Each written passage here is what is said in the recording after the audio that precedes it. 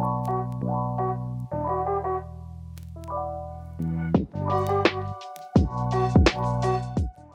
up, everybody? It's your boy Angel Rodriguez from Z Studios, from A to Z Podcast. I definitely want to appreciate everybody that has been supporting the platform so far. If you want to continue to support the platform in any way, shape, or form, definitely go in the description, look at Z Studios links, uh, click it, check out all the art, merchandise I have to offer. That way you can support the platform because YouTube is not paying me a dime. So I would really appreciate it if you can support by buying merchandise, whatever you can. I would really appreciate it. I also want to give a big shout out to Zay the Stoner for the previous episode. Definitely go check him out on his YouTube as well. Okay, so today's guest is a special guest that I have seen for quite a long time now, in my opinion. Definitely talented uh, in music. Some people might call him the Black Rabbit of Winnebago. Some people might know him as a man on a important mission for over 360 days, way over that. But you guys know him as Leslie Rolfe.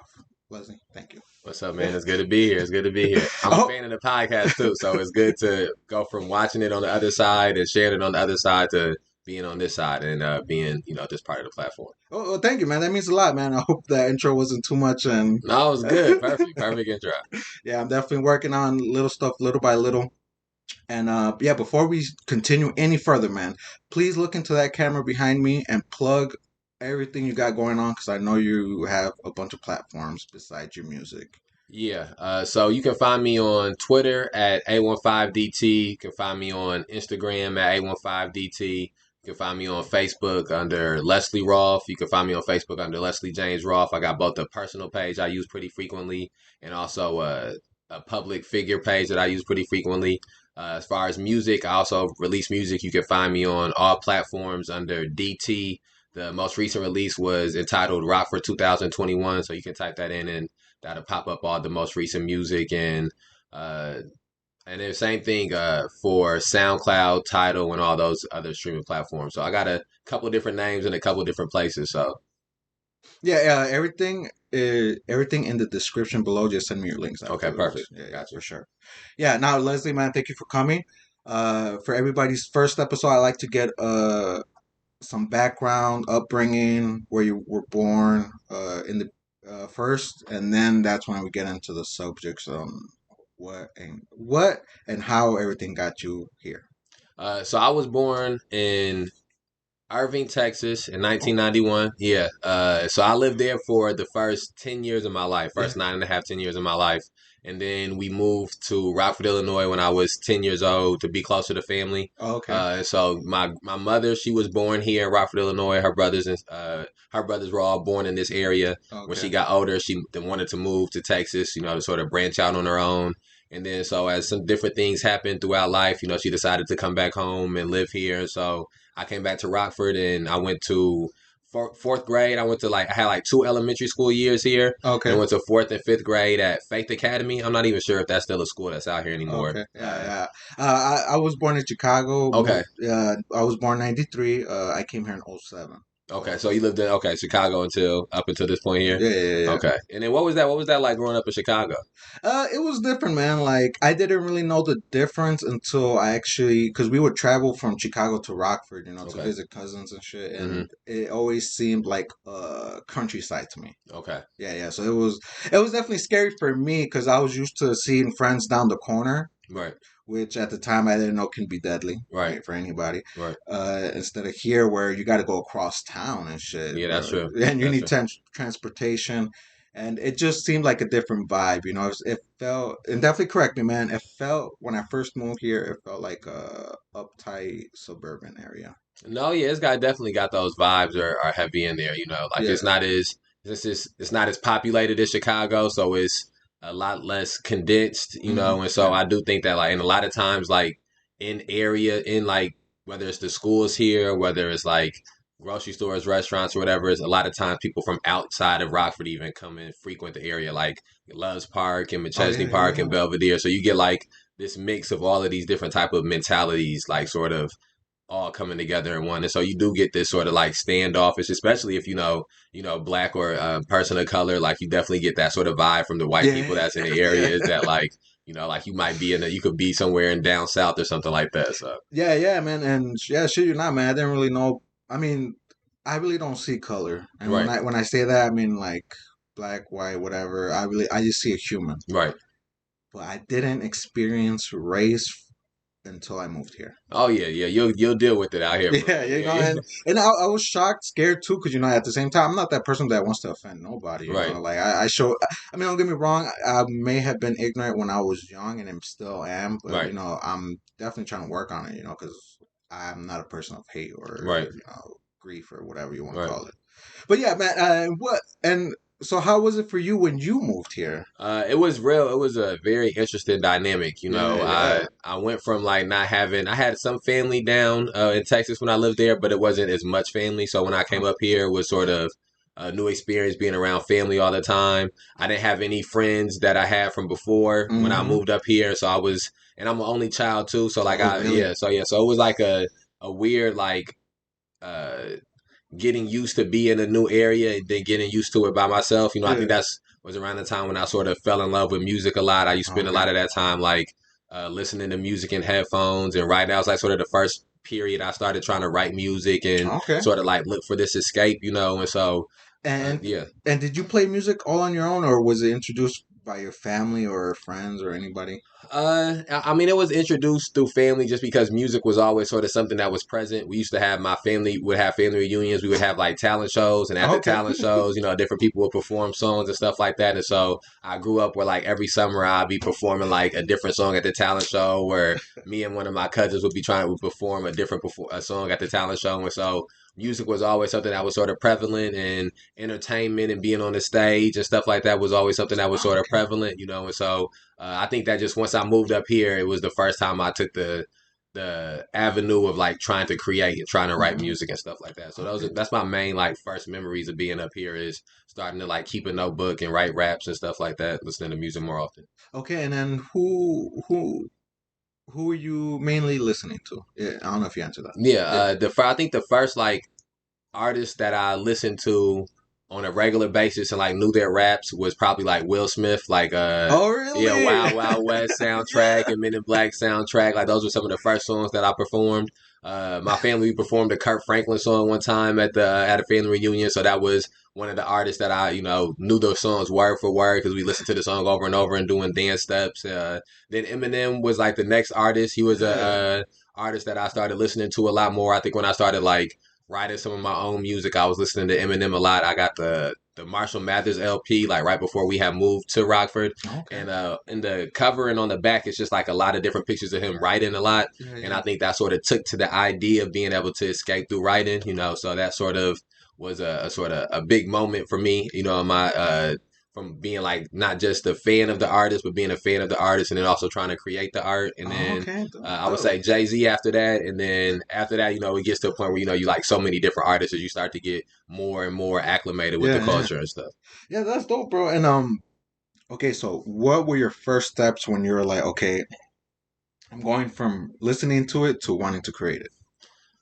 Oh man, I think that I would listen to songs and I would relate to certain lines or relate to a certain song, Hmm. and it got to a point where I was I would start to like hear a song and I wouldn't just hear what the artist was presenting on the song. I would sort of hear what I might present, or like I Yeah. would hear like the end of the beat playing, and then where times before it would just be me dazing out listening to the music. I started to like think about what I would write, towards the end of the beats. And I think also sort of being around different people that was older from different uh, age groups who are already sort of like freestyling or writing raps or writing music. Yeah. And so it just sort of was like this sort of natural progression for me. It was like once I had got so deep in love with listening to music, it was like the only thing I could do to make my relationship with music closer was to try to start writing and creating music. And then I think the thing that was the most important was that it felt very therapeutic to write things down, Yeah. to be feeling something and not really know how to articulate it, but be able to sort of write it down in a notebook was, real good. Yeah, yeah, yeah, man. And I don't know if I mentioned this because we're gonna be backtracking and Oh, that's being all all good. Yeah, yeah, yeah, yeah. yeah, yeah. But yeah, the reason why I was really excited to have you on is because in your music, bro, it's very different, man. It's very thought out, in my opinion. Yeah. Definitely correct me. It's thought out, and it's not like the music you have today. It brings me back when I listen to it. Yeah, yeah. I think that's one of the things that I sort of pride myself a lot on is that I'm sort of a real fan of hip hop of the music Yeah. and a real student of the music. Like I've always when I was first starting to get older and start writing music more often and start writing raps more often. One of the things that I wanted to do was like go back and listen to all the albums that people consider to be classics before, from hip hop artists and rap artists. And so like I remember being like in fifth grade, sixth grade, and I would be like cleaning a family church every weekend, and they give me like $20 every weekend that I could go and spend and use. And I would go. This is back when Media Play was still in Rockford, and Okay. I Yeah. go to Media Play, and I would get like the newest album that just came out. Then I get an old album from the past, and Yeah. or I would get two old albums from the past, or I get two new albums that just came out, and so. I think I got like this real deep love and a deep appreciation for like the technique of rapping and the art of rapping and having a song be about something specifically that sort of connects to people. And a lot of since I didn't have older siblings and I grew up with just me and my mom in the house for the most part, and it was always a way for me to sort of connect with another human being was like listening to music and hearing them Mm. talk about something that was like maybe a specific experience that they had that I didn't have, but it made me feel empowered in my own specific experiences, And so I think once I started writing music, I sort of took to that. I didn't necessarily like some people when they started writing music, they started writing at the same time as like doing performances. And so they sort of make music that's more geared towards performances. Some Mm. people started writing music and started making music videos right away. So they may make music that's more geared towards music videos. And for me, started making music and it was about sort of having a release of certain emotions that I had, and also hoping that I could get somebody that would listen and feel that same sort of connection I felt with artists when I would hear about their experiences. And so I think I write a lot of music that's sort of like introspective and that is like sort of meant for the individual. You Yeah. listen, each different person listens to the song and they take something specific away that sort of resonates with them on some level. So, and I think I do get that a lot of that from older music and older hip hop music that sort of was created in the late 80s and in the early 90s, mid 90s, late 90s, 2000s and stuff like that. Yeah, yeah, definitely. Yeah, like I shit you not, you definitely do take me back to the era of like Eminem's, Jay Z's, and Nas. And like I said, definitely correct me, No, man. no, yeah, definitely. Yeah, Those are some of my biggest inspirations, definitely, 100%. yeah, and like, were you always good at writing, or did it take time, or did you just, I don't know, like, No, yeah, I took to writing immediately. I took to not even just only writing raps, but like writing. I would write like short stories okay, sometimes, yeah, and I yeah, would write like graphic novels and things like that. Like draw a picture, try to make like a sort of comic book type thing, with yeah, it. yeah, And so I always liked the expression of words and being able to sort of uh, tell a story to maybe relay an emotion I didn't know how to get out through a conversation.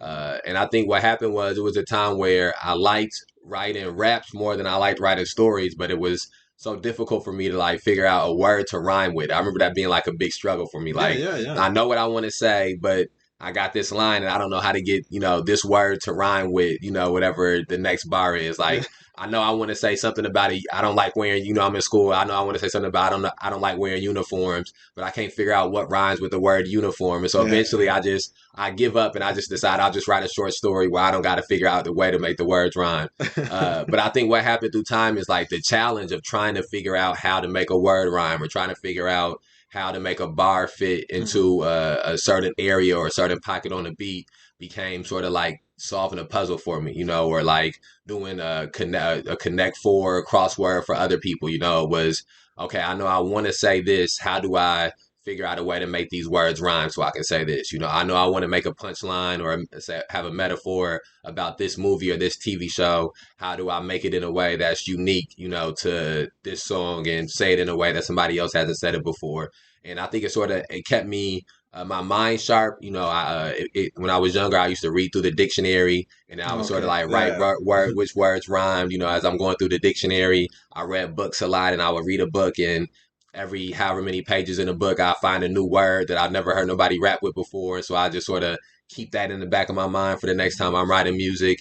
And I think that sort of challenge through time got me to a point where it became real easy and simple and organic for me to just put a beat on, and I got this Rolodex of different words and Rolodex of different emotions and punchlines and way to sort of twist things that makes it easy for the words to flow. As long as I'm just in a good sort of healthy mental place, I can put a beat on and put music on, and I can write about anything, and it's not as difficult of a task as it was when I was younger. Okay. Yeah. Yeah, dude. That's definitely dope, man. As a person who started to do podcasting, man, I know it might look easy, but it's way harder than it looks. Oh no, podcasting is very difficult, Yeah. and I'm a big fan of podcasts. The first podcast I listened to ever was like the Joe Budden podcast, maybe Okay. like whenever he first started doing the Joe Budden podcast. I was a big fan of his music. So Yeah. once he started doing the podcast, I just naturally was like, "What's a podcast? Let me listen and see what it is that he's doing." And he would talk about hip hop music a lot, talk about things that was going on in hip hop culture. He put it out once a week. And I was just, curious about what this format was that was being used, where I was getting to know this artist that I had only known from afar, closer and more up personal. And then as time passed and his show got bigger, and then I began listening to Joe Rogan podcast and listening to different sports podcasts, listening to different political podcasts. I Mhm. became like a big fan of the medium of podcasting, and so and from some of the activist work that I've done, we've created some content through podcast formats, and I've 100% have respect for people who continuously put out a podcast, continuously, whether it's one person doing it, whether they talking and interviewing somebody. It takes a dedication to be able to sort of curate the podcast and come up with the concept of the podcast, come up Yeah. with questions, keep shit moving along, and so I admire it a lot. Yeah, yeah, yeah, dude. I definitely see it because, yeah, I thought you were just a music person until, I kept watching you, Mm. and you have a platform. You have a couple platforms, am I Yeah, right? yeah, Yeah, 100%. yeah. But I definitely want to get into that. But let's just, Music, yeah, yeah, yeah, yeah, yeah, yeah, yeah. yeah, yeah, yeah. We doing it. My fault. I didn't mean to take us too far off. No, no, you're good, Right. man. But I definitely, I love that and experience podcasts. Mm. So Yeah. yeah, yeah. But so, how did you start to make music in Rockford? Well, I had my mom. I remember the first computer that my mom got. I think maybe it was I had to be in the sixth grade. No, no, no. I had to be in the eighth grade. I think I was like in the eighth grade. So maybe like 2004. 2000, yeah, 2003, 2004. I remember coming home and she had bought a desktop, she had bought a computer, and I just once the first chance I got on the computer and I started looking through things, and Yeah, I found a sound recorder. App wouldn't be the right word, but the sound recorder at the program. time, right? Yeah, yeah, Yeah, sound yeah, recorder program on there. And it had a little, I figured out where the little mic was at the top of the desktop. And I clicked record and I talked into the mic and I pushed play and I could hear myself back in the speakers.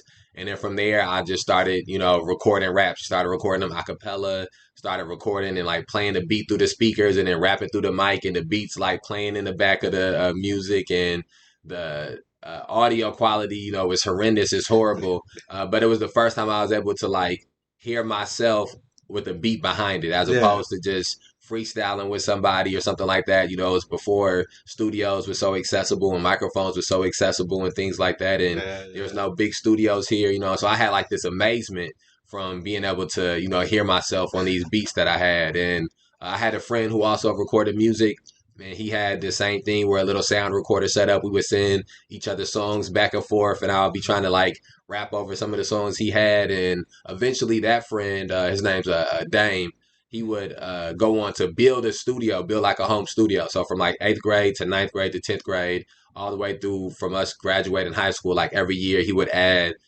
more and more onto his setup, and he would get better and better with recording and better with engineering music. He produced beats. He would get better and better with producing beats. He also wrote music, and so his growth through engineering and recording, facilitated my growth as an artist. Because I would, for free of charge, I could go over to his house. We would record music. We would bounce ideas off of each other. Eventually, I would buy like some like small little mic stuff and mic setup, and I would do a little bit of recording to myself, but it would never be at the same quality that he recorded. So I would just always end up going back over to him. And so through high school, from 2000, I was a freshman 2005, graduated 2009. Okay. And so around like 2006, 2007, I started recording over beats recording in his house, recording over beats. We press up a CD for a mixtape, and I go to school and I would, sell the mixtape to people, Ah, for two, shit, three yeah. dollars, and make a few dollars, and people would listen, and come back and tell me what songs they like, what songs they didn't like. So that was my first time really in high school, 2007, 2008, 2009, of recording music, putting together a project, and then taking the project out to people and sort of getting people's, reactions from it. And dude, tell me about that experience because there's a few people that have been on the podcast that have not experienced that, like Right, trapping right. CDs and shit. Yeah. It's a old school format. It Yeah. was in high school. It was I think it was a good learning experience Hmm. to learn. The sell to selling yourself to people, to learn what it was like to get critique when you would put music out. I think some of the most important parts of my growth as an artist was people critiquing in high school the different music that I was putting out, and having other people who was in different schools who was creating music. It was sort of like it was a smaller circle of people who created music, but the culture was still in the process of building up to sort of what it has become today, where so many artists that's out here active. Yeah, And yeah. it felt good it sort of taught you the business side and the marketing side of the music industry. And as I would get older on in the future, I would end up doing the same thing where I would press CDs up, and these would be more professionally done and more like uh, business oriented and more with a purpose, like career oriented, whereas in high school it was more like of a hobby thing that was going on, and sort of like for fun. I wasn't really buying none of the beats that I was rapping on in high school. They was all instrumentals. It wasn't really no hooks or nothing like that. The sound quality wasn't that good. I wasn't paying to record any of the sessions and stuff like that. But that prepared me for once I would get older and be selling CDs, and older and be putting music on streaming platforms, to just sort of learn the importance of the hustle, and learn the importance of like building a customer base and engaging with the people who are listening to your music. Yeah, yeah, for sure, man. And I wanted to bring it back to something you said when at Yeah. the time when you were doing the music, there wasn't much of a music scene. Yeah, it was a much more niche thing and Mm, than it is now. I think that one of the things that's happened now is that since so many more people are actively creating music, there are more people who are fans of local music, which sort of creates a cycle of supply and demand where uh, because mics are so much more accessible to get, because yeah, uh, you know it's so much easier to release music. Back in the day, maybe you could get the mics and stuff like that easy, but then you got to find a way to get the CD pressed up and get the CD out yeah. to people. Whereas now you can just put it on SoundCloud or put it through DistroKid and have it up on platforms in a couple of days. YouTube. Yeah, on YouTube. Same thing. Music videos weren't as easy to create back then. And so I think that the accessibility to the electronic equipment and the technology has made it so that more people are participating in creating content in the culture and in the arena of hip hop in the city, and that makes it so that more people participate in consuming the content that's being created. Yeah, yeah. And so it's sort of just every year I think it sort of just builds out more, where you get a few more people that rap in the city, and then you get a few more people who listen to rap in the city. A few more people make videos in the city. A few more people become fans of the videos that get made in the city. Yeah, yeah, man. I definitely agree 100%. But how do you feel the city takes the local art or artist in Rockford? Uh, I It, think that we still at a very early stage of the culture being sort of created here. So I think a lot of the people who are sort of casual music fans Hmm. are even less casual fans of the music that's created here. So I think a lot of people sort of think it's like a of not of as important or it's not as good quality as mainstream music or music that may get created in Chicago or Yeah, music that may get created in Atlanta. I think that there's probably not as much of a respect for the artistry of some of the people that are in the city. But I think those are all, it's really like that because of ignorance, because people just don't know, because people just aren't in tune, not necessarily because people don't like the music that's created or don't think that the artists are here are talented. They just don't understand they just don't know that it's this many talented artists creating music. They don't know where to go to find these artists, and yeah, that's true, man. yeah, I mean, not to cut you no, off, you good. but I was definitely a person of high stream or Yeah, mainstream artists. But now that I've got into my artistry, my creator, whatever you want to call it, now right. that I embraced it in 2021 or 2020, Yeah, I know the appreciation, or I have appreciation for like local rappers. So that's yeah, why I have them on here because I know how it is to make something and then nobody fucks with it. right. No, yes, You know, 100%. so yeah. But it took me time to really look for it too, as well. Like Yeah, the local people, like because you don't know who really is local or who's out there. yeah. The main way. No, yeah, it's not a lot of the cities where local music is a lot of like areas like Atlanta, it's been time that's passed where they've built up this community of supporting local artists and supporting local uh really local art in general. Yeah, Not yeah, just hip hop music. It's R&B music that comes from there. Producers come from there. People go down there and film TV shows and things like that. And yeah, so I think when you have a city that has some of those historical roots, it's a little bit more. People are more in tune naturally and organically to it. When you like go to if you live in Memphis and you go to Memphis Grizzlies game, they're gonna play Memphis music. You go to Miami, go to Miami Heat game, they're probably gonna play Miami music. In Chicago, go to Chicago game, they're playing Chicago music. So it's sort of being put into your face. Whereas here in Rockford, a lot of those things are like in the background. You got to go looking for them. And so I yeah. think as we build the culture out, that sort of help with that. Things like this help with that. Yeah, yeah, yeah, man. And do you think in Chicago they be playing that little dirt? Or, Yeah, on things yeah, like yeah, that too. yeah, yeah. They A definitely, riot yeah, and yeah. shit. But yeah, man. Yeah, definitely dope stuff, man. And I hope I'm not asking you too basic questions. No, no, they're perfect questions. Perfect questions, 100%. Like I said, I've watched a few different episodes that you put out, and I think that the medium that you have is very important. I think the questions that you ask are very important too, and the rapport, building that type of rapport with the artist.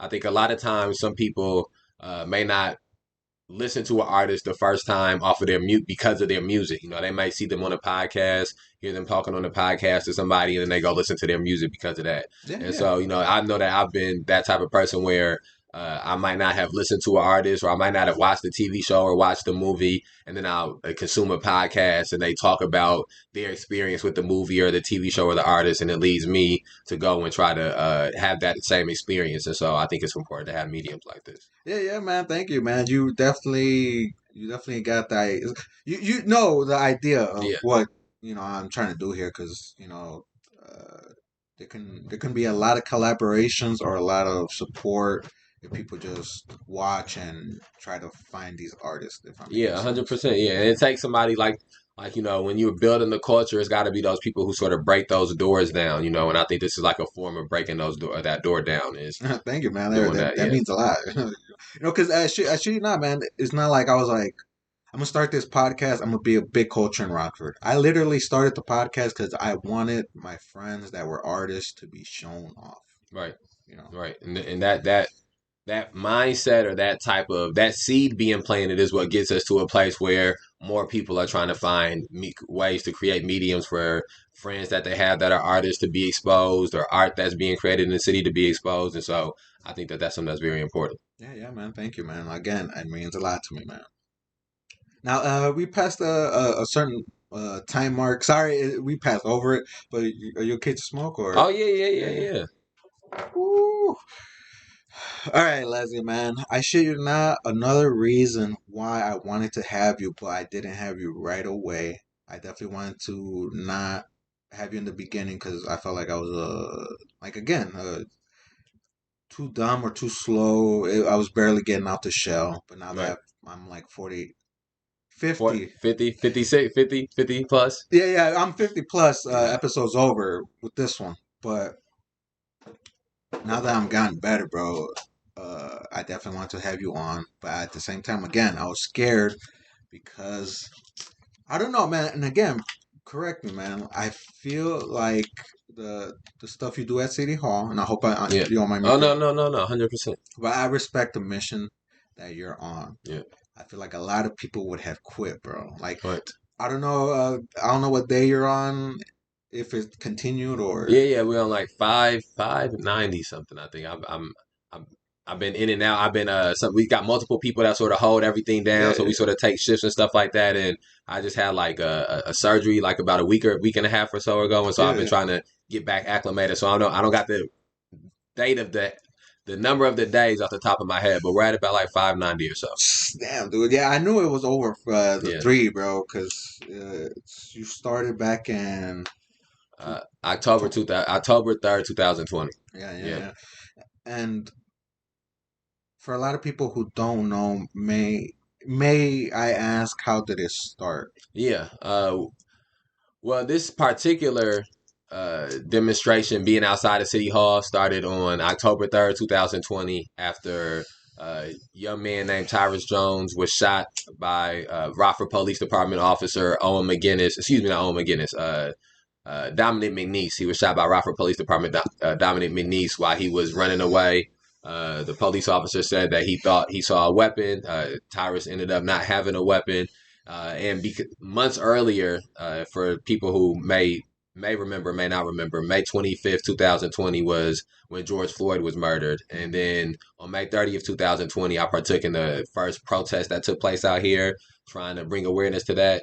And it was at that protest that I had my introduction to some of these issues, that had my introduction to dealing with police in this capacity, dealing with protests in this capacity. I had never been to a protest before that day. And so for me, it was trying to figure out what it was I could do to contribute to what was going on. The moment just felt, after George Floyd was murdered, it just felt like something that was so much bigger than me. It was something I had known about, just growing up in this country as a black person, but it wasn't ever something I had never, actively been involved in. And so uh, I went out to the protest that was put together and organized. I wasn't the one who organized it. I just seen it floating around online. When I went there, uh, it was like hundreds, 500, 600, 700 people out there. It was a crazy amount of people. March took place, and then once people marched, they ended up stopping at District 1, and it was a confrontation with the police that ensued. And eventually, police officers would uh, beat people, pepper spray people, punch people, kick people, all of these things that are like documented on video, all online and pretty easy to find. And once that experience happened, I just from that point forward, I just it became a primary focus of mine to try to do something to make sure that other people didn't go through the same experience I had went through, and to try to make sure that it was some type of justice given for the people who had been through these things before. And then from that point, it just sort of snowballed to the place that we're at right now. Yeah, and the reason, and I hope I didn't down this podcast by bringing it up because No, no, no. Perfect you know, segue. yeah, yeah, because I know you have a platform where you talk about it. Again, if you have a link, send it to me. Yep. Put it down in the description below, where everybody can go check it out. Um, yeah, bro, I seen that ensued. I seen you talk about it a lot, and I should not, bro. I definitely had a few incidences with some race. I want to say some. There were white cops, Right. and those times where they felt like they wanted, like they were expecting more of a Yeah. crime Yeah. than what it was happening, bro. Yeah. And I also did have an experience with a cop that definitely did over excessive, if I'm saying it right, Excessive force. excessive force, Yeah. bro. And I got charged. I'm not gonna give too many details, but I Right. got charged. Right. They send the charges through my mail. Next thing you know, they dropped them because it was in high school. Oh, Really. fuck, now I don't want to give Okay. details. Right. Yeah, because they dropped them. Luckily, nothing happened because I didn't have to go to court and But it shit. was but it's bullshit. Because it was in let's say it's in a spot where Mm-hmm. there's cameras. Okay. he definitely used excessive force because again, they charged me, but they ended up weeks Dropping the later charges. dropping the charges, Yep. bro. Yep. And I think that for me, I had sort of. And there's evidence. People have recorded it. Yep. See, that's I think for me, I had a few I had interactions with police out here, and uh, they were interactions that I personally felt. When one of the things that I tell people all the time is that part of how racism works is that you always have the question. You never know if this happened because you were black, or if this happened because you were Hmm. Mexican, or if this happened because you were Cuban or Puerto Rican. You never know if it happened because of that. But because you are black, because you are Mexican, because you are Puerto Rican, every time something happens, you have to wonder to yourself, did this happen because I'm black? Would this have went like this if I was white? And I think Yeah, that that's a big question. and Yeah. so for me, I had some interactions that I would deem to be prejudicial, but I hadn't dealt with. I had never been beat by police, excessively. I never been shot by police. I never knew anybody shot by police. I never been arrested and charged with, some crime I didn't do or anything like that. And so when I on May 30th, when I seen some of the things taking place, it was like watching something on a History Channel or reading something in a book from the 60s or the 70s. Seeing women and children and teenagers being pushed to the ground, police officers punching people, police officers Oh shit, pepper you saw spraying that? people. Yeah, bro. Damn. Like it was a. I got pepper sprayed in the face trying to a young girl. Like the police officers had like a line, and so they were like basically move forward and like grab people, in the Hmm. line. And this was all on public property. So people had the right to be there. They had to like disperse people in a legal manner. So like people would try to move back when the police would move forward. And Yeah, and yeah, definitely correct me, man. Like, can a cop basically lie or arrest you? I'm not even gonna say lie, but like just based off a touch, like if you touch them, they oh can. yeah, they could anything. I know one of the guys involved in the May 30th Alliance. He got arrested for basically for pointing at the cop. Oh, Like really? yeah, and the cop said that he like made a fist towards him. But it's a video and you can see him like his fingers just pointed and the cop arrested him. But a lot of people don't even make it to trials. That's one of the things that about the criminal justice system is that the overwhelming majority of people get charged with something and they just take a plea deal so that way they can be done with the system. Like that's how a lot of it works. Yeah, yeah. If And I yeah, didn't know this young, bro. I thought people like when you confess to it, it's because they're guilty. right, yeah, and that's how they get you to think is that why would you say you did it if you didn't do it? But reality is what they put you in a position where it's like if you say that you did it and you plead guilty, you get like 12 months probation and some fines or something like that. But if you go to trial and you lose, you might go to jail for a Get the year, three max or years. something. Yeah. Yeah. So then now you thinking like, well, I don't want to take the chance of that happening, whether you did it or you didn't do it. So you just go ahead and you take the plea. In a book that I read, it said that if 50%, if only 50% of people who got charged with crimes were to go to trial for the crimes, that it would break the system. The system wouldn't be able to handle it. Hardly. Yeah, because Oh they shit. just don't have the capacity to take all these charges to trial. They hope that when you get the charge that you plea out.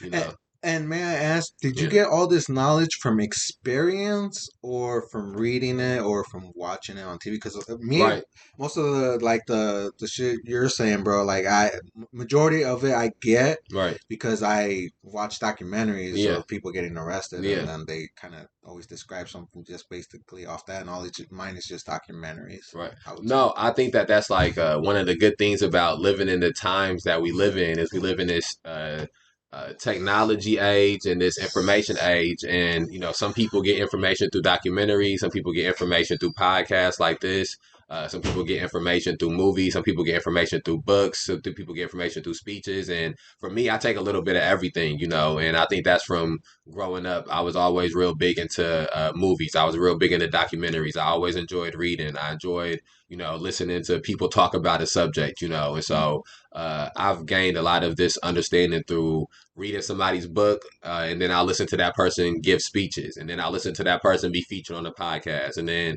I'll watch a documentary that person's involved in. And so it's sort of just been a little bit of every medium, really. Oh, yeah, man. And may I ask, bro, and I hope I'm not stepping over the line No, asking no, this no. question, bro. Don't you get I mean, correct me Right. on any words, but scared or worried, bro? Because I feel like Yeah, yeah. you're for doing what you're doing with the city hall, bro. Don't you feel like you're painting the back, No, I mean painting up a target on your back? Sorry. no, yeah, it's definitely been something that's been a challenge to try to cope with and to try to find a balance of, and I think that for me the biggest reason that I can sort of keep forward even in the face of something like that is knowing how many people deal with this issue on a daily basis. Knowing how, especially when you live in a country that has the type of things that take place here, like uh, even if you don't have a target on your back based on a belief system you have or based on an action you have, you may have a target on your back based on the color of your skin. You may have a target on your back because of the community that you live in or the neighborhood you live in. You may have a target on your back because of the wages that you can get paid. And so I think that uh, I just sort of looked at it as there's going to be a target on my back. I'm a black man in America. I'm going to have a target on my back. Living in a city like Rockford, where anything can happen because of how the desperation that exists in the city and how that leads to violent crime. It makes it where it's like instead of being uh, if random or instead of being like a statistic or sort of a victim in the situation, I'd rather sort of take it into my own hands. Take the power into my own hands and stand for something. If something is to happen to me, if something was to happen to me, it'll be symbolic for what it is that I have this stance on, as opposed to, just walking out in the traffic and hit by a bus one day and it, being for no reason. If that makes sense in a No, way. no, it does, bro. I mean, shit, you not. I mean, for a lot of people who don't know, bro, and the reason why I brought up that question was because, bro, I seen how the people harass you. You know Oh what I yeah, no, mean, crazy shit, bro. Some crazy shit has happened. I mean, we got shot at, one time before last summer. dude? And I wanted to bring it up because, bro, you got shot at a place where there should have been cops in Right. seconds, Yeah. Right in front of the Justice Center, right in front of the jail, thousands. right Am in I front of wrong, it. Yeah. Hundreds. They should have been able to rush out if they was bro? they had the capacity to, like, and it was gunshots right in front, like it's real. That shit was In crazy. front of a what do you want to say, like government or Yeah, in front of a police? government building, in front of a police building. Yeah, in front of A the police, Winnebago County Sheriff's is there. The jail is right there. So police, the Rockford Police Department come in and out. The Rockford Police District 1 really just up the street. So no, yeah, like right in the middle of that shit, somebody came by and was shooting and shit like that. dude, and it's not like one shot, bro. It No, was I was like 6 shots. Like it like a six. 6 shots went off, man. And and like I hope I'm not bringing up like like shit like that, No, it's all good. No, yeah, but it's all like good. it's just crazy, bro. Like It was crazy it happening. they We was downplayed live. it, bro. Yeah, oh yeah, that made it seem like they tried to push it under the rug, make it seem like it was. And to this day, we don't know the the truth of what happened. We know that what the state and the city says, and they say that no, I'm good, appreciate it. They say that they charged somebody for it, and they say that was a road rage incident, but from what it felt like from our perspective, based on the things that had happened in the preceding in the day, based on some of the things that have been going on with us in general. I mean, this wasn't the first time some type of guns have been involved in some of the protests. Like the Oh very shit. one of the very first protests in 2020, we would do like this die-in where we would go and we would lay down in the middle of this intersections for 8 minutes and 46 seconds to be symbolic of George Floyd being murdered. On one of the marches when we were going down East State, it was two white men in camouflage jackets and camo vests and with AR-15s that was standing outside of their houses, and people had took pictures of them. I knew somebody who had an interaction with them in a gas station later on that night. They was all drunk and shit, and then one other time we were marching, and somebody, I don't know what the exact dynamics was, but something happened where somebody pulled out a gun, and a bunch of people started, running and going in different directions.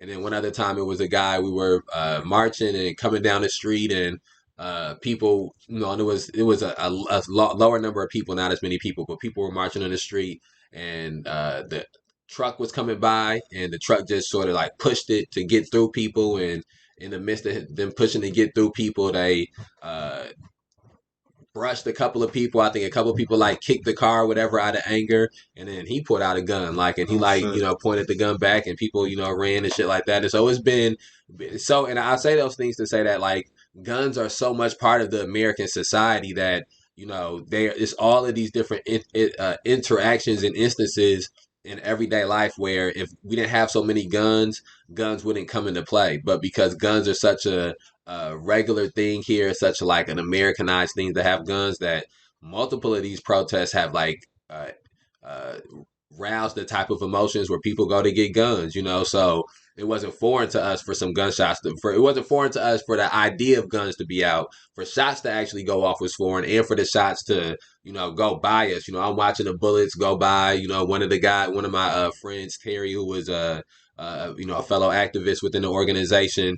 The bullet that we're sitting at a table, sort of like this, how one bullet ricochets from the ground and hits the side of the table, like right next to my leg.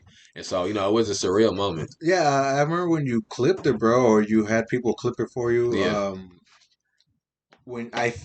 Correct me if I'm wrong. When you hear the thing, that's Yeah, when yeah, you yeah. I took off, yeah, because before then I didn't know where the shots were coming from, and so I was sort of like frozen because I was trying to figure out which way to go to because I hear the shots but I don't see the shooter. And it man, that's crazy, bro. wasn't until I heard the ricocheting of the table that I was like, okay, the shots is coming from this way. Let me try to go this way. I didn't want to run into the person that was doing the shooting. Yeah, bro, dude, that that's crazy. And you said they charged the person. Did you see who the person was? Did you see a mugshot? Did you get It was a picture that they floated around with the story. I don't know if that is what happened or if it wasn't what happened. Or how the charging went. And so we try to keep up and go to different court dates. So we went to some of the court dates involved with everything, but it's just hard to know what's the truth in these type of situations because we sit in courtrooms all the time where people are charged with things that they didn't do. I currently have eight charges that are pending from being excuse me, arrested by the Rockford Police Department or the Winnebago County Sheriff deputies in some capacity, and I'm not guilty of any of these things. Like the way that they've charged me, is manipulative. And I know about people who have been charged and convicted in this from the Rockford Police Department or the sheriff's deputies, and then who have been exonerated later on and have then went and sued the city and like got millions of dollars back from false convictions. And so it's just hard to trust this system that's set up in place here. So they say they have the person that they charge somebody for doing it, but it's hard to know if that person really did it or not. dude, that's crazy. And then that experience, bro, it would make me feel like, bro, is it worth it?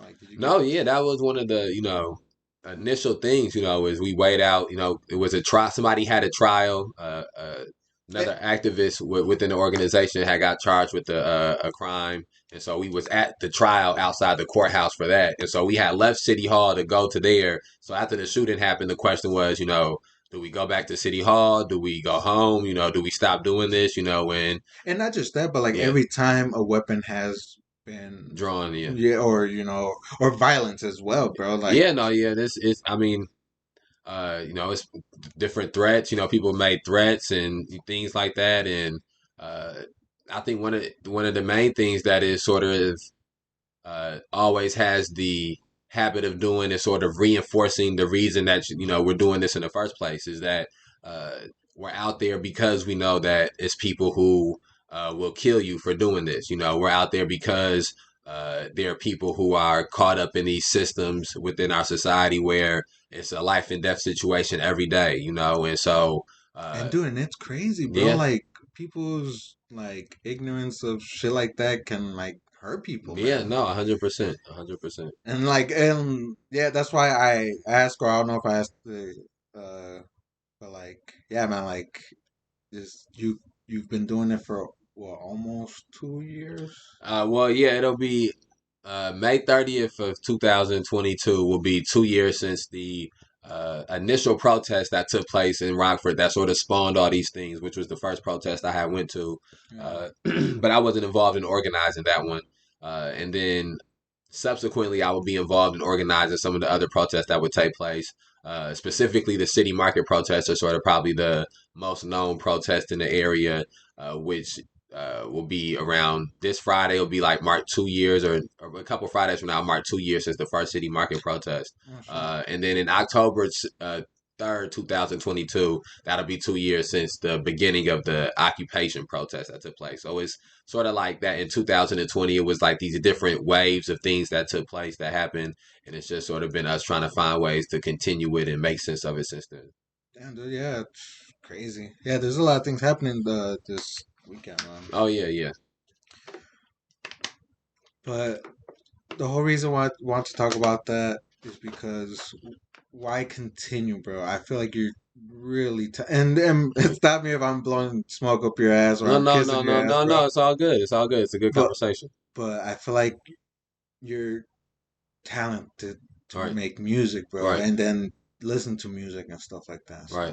So Yeah, I think that one of the things for me has sort of been throughout all of this is I've had this transformation sort of my values, my value system.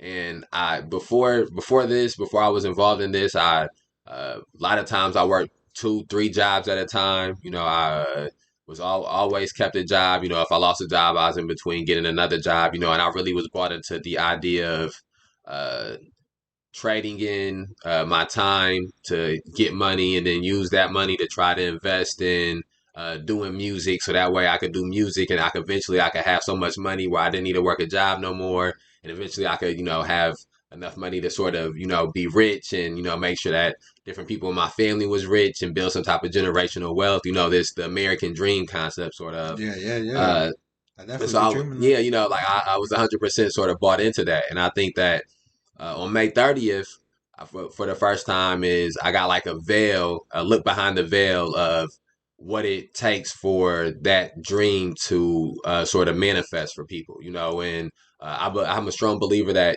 everything's not for everybody, and there's different strokes for different folks, and we all have sort of our own journeys to go through in life.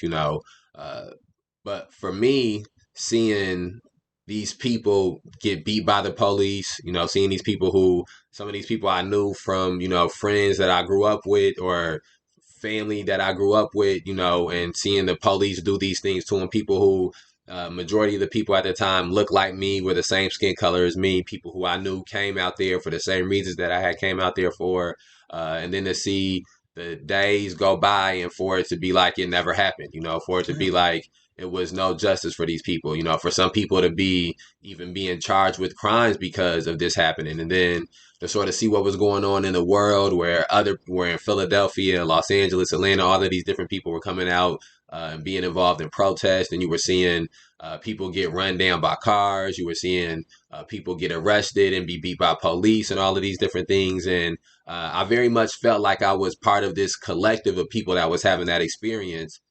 And within it, I started reading more about policing. I started reading more about mass incarceration. I started reading more about racial injustice. I started listening to speeches about these things. I started having different conversations with different people who were involved in the political parties in the city and different people who were involved in activism in the city.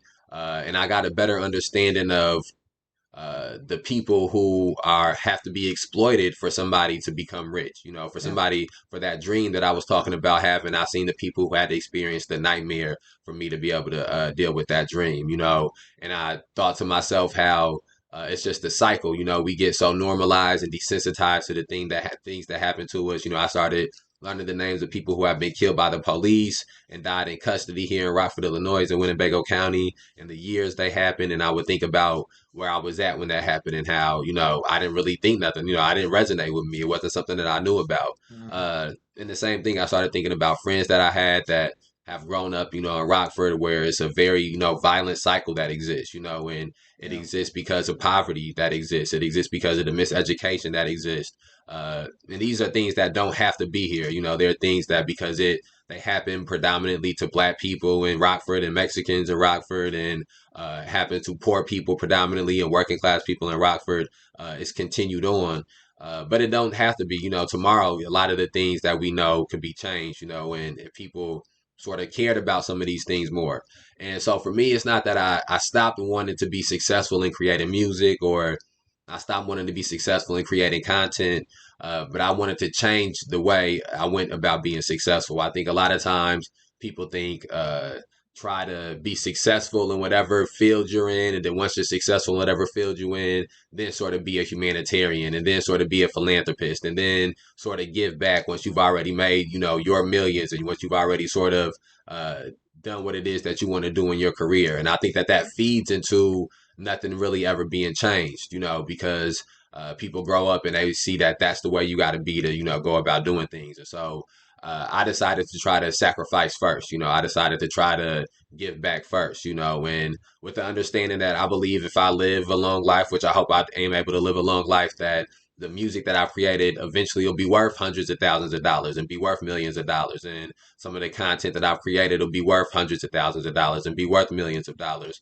And the things that I'll do in the future will have that same sort of value. But people will always be able to know that what I started out doing was, protesting and being outside of City Hall. I didn't start out, talking about being rich. I started out talking about the experience of being poor. I didn't start out talking about what it was like to, live a luxurious life. I started out talking about what it was like to be in the gutter and to have nothing.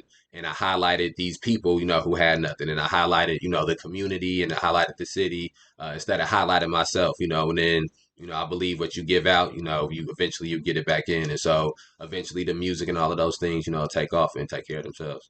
Yeah, yeah. And I was gonna ask, from like when you're doing the protesting, were you still writing? And is that how your drop, the Hmm. recent drop you made?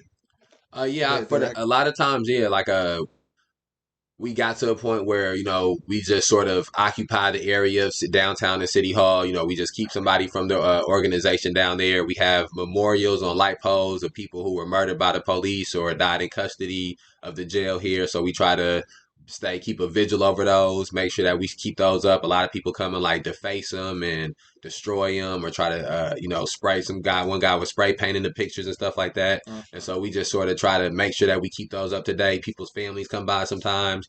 We've had people come by and tell us about experiences that they've had with the police there. And so it's sort of just is like adding another element to the city, adding another sort of keeping this issue at the forefront of people's minds.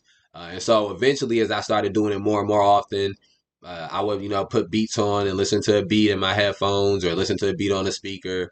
And, I walk around and I would, write music and I walk around and I would try to find ways to, same way like when I was talking about being younger and trying to find a way to articulate what I was of feeling and not being able to do it through a conversation, but being able to do it through writing music. I had went through this new experience. A lot of times I go through a new experience in my life. And once I sort of get settled in it some, I can be able to write about it in music and I can sort of reflect about it once I've had some type of peace with it. And so I think during the winter of 2020, I got to be in that sort of peace with it. And the spring of 2020, I sort of started writing music more. Summer 2020, excuse me, the winter of 2021, I started writing music more. Spring of 2021, I started recording music more. And then summer 2021, I got ready to put out the project, got everything sort of mastered and picked which songs was the right songs. And then the winter of 2021, the New Year's Eve had just passed, put out the mixtape. So it was really a lot heavily influenced by some of those experiences, and I was doing a lot of writing music as some of the protesting was going on. Dude, yeah, because yeah, and I don't know if I mentioned, bro, Yeah, fire. I appreciate it. I appreciate it Yeah, for yeah, real. yeah, dude. I was gonna say, I thought actually you're not, bro. Like I thought it would have been catchy. I thought you, because it says the truth. Yeah, yeah, yeah. I thought that was you, bro. Because Okay, the okay. way you went on that album, bro, I was like, yeah, bro, I can see you calling yourself the truth, bro. But that's the dude that mixed your music, or No, your no, no. That's me. Yeah, yeah, yeah. It's like a longer extension of the name. So it's DT the truth. Yeah, yeah. So but that's yeah, you. it's me. Yeah, yeah, yeah. Okay, Okay, yeah. yeah, Oh, I yeah, figured, bro. Because yeah. dude, the way, okay, yeah, I mean, um, what's the album called again, bro? ROCKFORD 2021, the mixtape. Yeah, yeah, dude. Yeah. So when did it come to your mind? Uh, man, I had got to a place where since 2017, I have released a project every year, Hmm. and I wanted to put something out for the year 2021, and I wasn't really sure what I was going to do. And I wanted to be reflective of the city. Each one of my projects is either named is something sort of connected to the city. The first project I put out was called A15 the mixtape. Then I got one called Rockford 2019, Winnebago County, Rockford 2020. So this was Rockford 2021, and sort of like a continuation of that. And so really all through the year 2021, I was just sort of writing music, writing music in bits and pieces, recording music in bits and pieces, recording, coming back and altering and changing and sending songs out to features. And so it was a long process. Yeah, yeah, dude. Um, Wait, so you produced and all that? No, I'm just writing and recording. Oh, okay, Writing and okay. recording. My homie, Black Rabbit Skinny, he engineered it. He does a lot of engineering for people out in the city. He does a lot of graphics for people in the city, for hip hop artists in the city too. And then I got production from man, people from all over the country. Just from different relationships that I sort of built through interacting online with producers. And so I was beneficial in that way, where I was able to find beats that were online. And, some of them were still in the process of getting the full rights and the full leases and everything for. But the production came from different places. I can't take credit for the production. Different people did that. Okay, yeah, man, dude. Yeah, everybody got to check it out. I'll leave a description, man, I'll leave a link in the description, man. But I mean, obviously, bro, you're the guest. I want you to feel comfortable as possible. Yeah, yeah. We're at that hour mark. We can either keep continue talking about because you also do hip hop rankings, Oh, yeah, the power rankings. Yeah, yeah, 100%. Whatever you want to do, bro, I'm with you. I'm with you. or do you want to play some music and then you tell me a little bit about it. What we can play music. We can do whatever you want. I'm riding with you. No, no, it really is up to you, bro. Because I mean, we can continue for as long as you want, bro. But I don't know what you want to get into now. I'm just waiting for at least that camera to die. It's about to die in a few. Okay. Yeah, yeah. You want to wait for the camera to die, then go into the power ranking? Oh, Okay, there you okay, go. yeah. Okay, bet.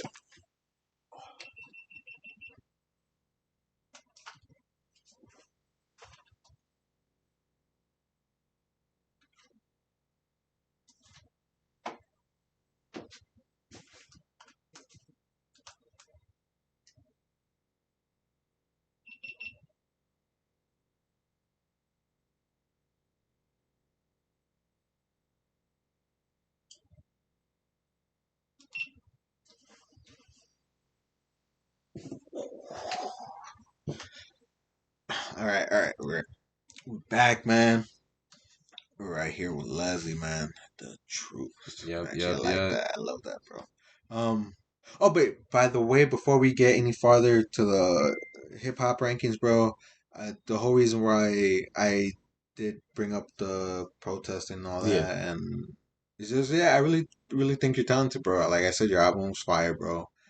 Uh, I just hope you're careful in the end with that, bro. yeah. Because again, I feel like you're very talented with your work, I bro. appreciate that for real, for real. And the way you make your sound, man. So definitely check it out. But the power rankings, bro. Yes, How did that come about? Why? man. I was the same way I was talking before about being like I was a fan. I was a fan first. I'm real heavy on the idea of I'm a fan of hip hop before I'm a Yeah. participant in hip hop. And I always think that competition is like an inherent part of the hip hop culture. And I think competition is something that in the right format in the right medium is something that can be very healthy. And I think that the competition of hip hop is what leads to artists becoming better, sort of measuring your skill and measuring your technique, measuring your flow and your lyrics and your the catalogs you're putting out in comparison to your peers, in comparison to people from the past, and people in the future doing the same thing with you. And so I felt like here in Rockford, there wasn't uh, a sort of a legacy that existed of the different artists who were creating music and the different artists who were being impactful to the culture, since at any point, since whatever the origins of the hip hop culture in the Rockford would be. And Yeah. correct me, man. I feel like and I hope I'm not being mean or being dramatic, but I feel like it's mainly based off how hot you are No, at the moment. and I think when we the first time that we sort of put one of these lists out, which was sort of No, but like how people fuck with each other is like, oh no, okay, talking about how artists view each other. Yeah. yeah, Oh no, yeah, 100%. You yeah. know, this when people are friends with each other, they like the person, it changed their ear. You know what I'm saying? Like sometimes when you friends with somebody, the And you friend see their views or yeah. whatever they Oh yeah, it's consider. a lot of outside stuff that make people change the hearing how good somebody is, which I think is a pro and a con of hip hop music, is that uh, people can sort of be fooled by outside perception and let that sort of dictate how good they think a person is. Yeah, bro. Because I shit you not, man. I agree with you 100% when you're describing what you look for, bro. Like I look what I judge or how I like artists is versatility, lyrics. Yeah, That's a big one, yeah, that's a fact. and beats.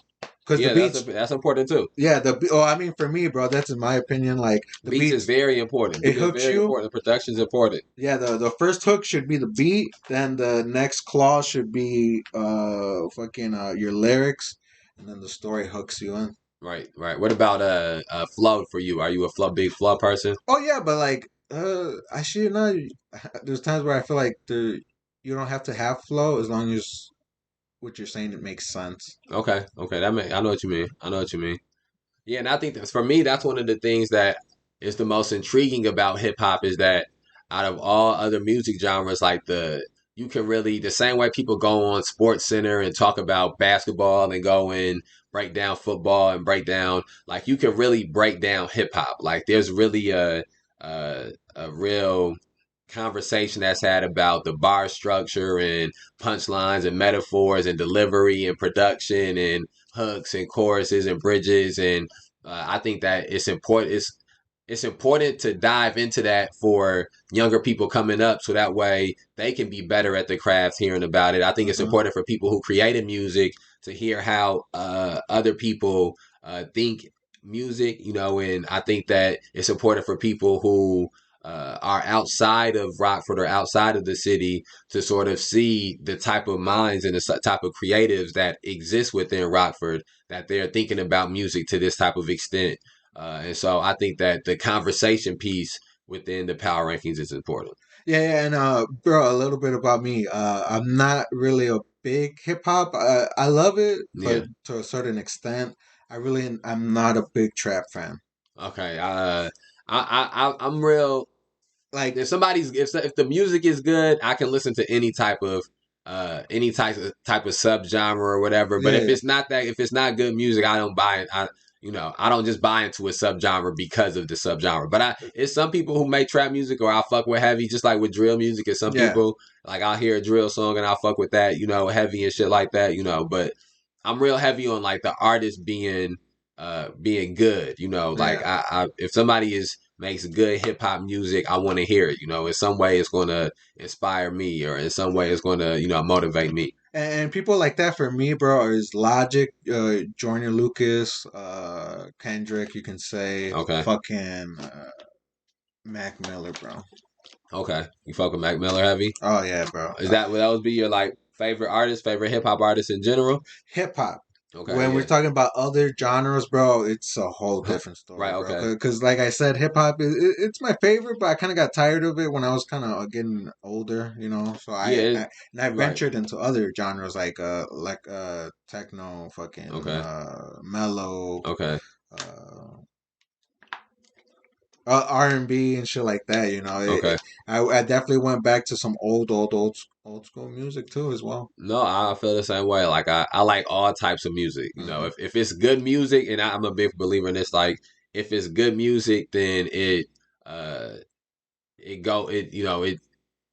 transformative past genres. Hmm. Like I'm not like a hip hop music fan. I'm a music fan. So if you got good hip hop Yeah, music, I like it. If you got good R&B music, good pop music, good country music, good rock music, good soul music, good any music, music from other countries, reggaeton. Like if you have good music, I'll consume it. You Yeah, put it yeah, on, you push play. If you put an artist on, what's they three best songs? mm, Like if they good, I'm gonna like the three songs. Like that's yeah. how it's gonna work. Like if somebody be like, this artist is good, they make good music, I'm gonna be like, all right, tell me what's they five best songs, and it's gonna be one of them songs, that's gonna get me, and I'm like, okay, I can fuck with this. Okay, and when you do your rankings, is it just local Rockford or all around as well?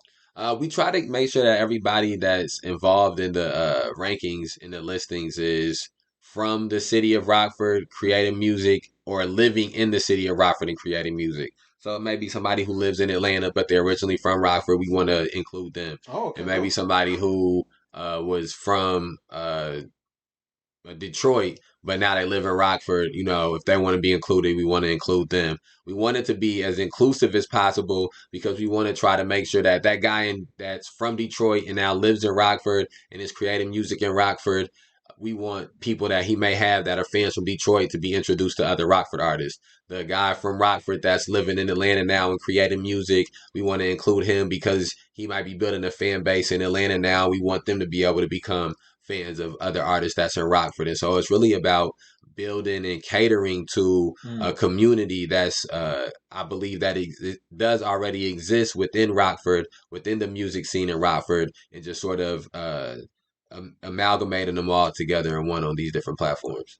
Yeah, dude, and dude, I definitely fuck with it, man. It's dope to see shit like that, man, because it assures me, like, if I ever quit today, the podcasting, Right. at least there's a platform for the people in the music Yeah. to No, have. that's what, and like I said before, I think that the platforms is what's really important, for the city right now is that we have so many different creatives, so many different artists in all different avenues and all different type of Hmm. aspects that the more platforms we can give to them, eventually people outside of the area will start to see that more and it'll have a good residual effect on everybody that's out here creating. Yeah, yeah, dude, and where I don't know if you mentioned where it mostly is. I know I see it on Facebook. Yeah, we have a Power Rankings Facebook page. Excuse me. We have a Power Rankings Twitter page. A15 at A15 Hip Hop Power Rankings on Twitter. A15 Hip Hop Power Rankings on Facebook. A15 Hip Hop Power Rankings on Instagram. A15 Hip Hop Power Rankings on TikTok. And we try to put out content every day. Excuse me, we put out an 815 hip hop song of the day, which is just a random song from a random artist in the 815 area.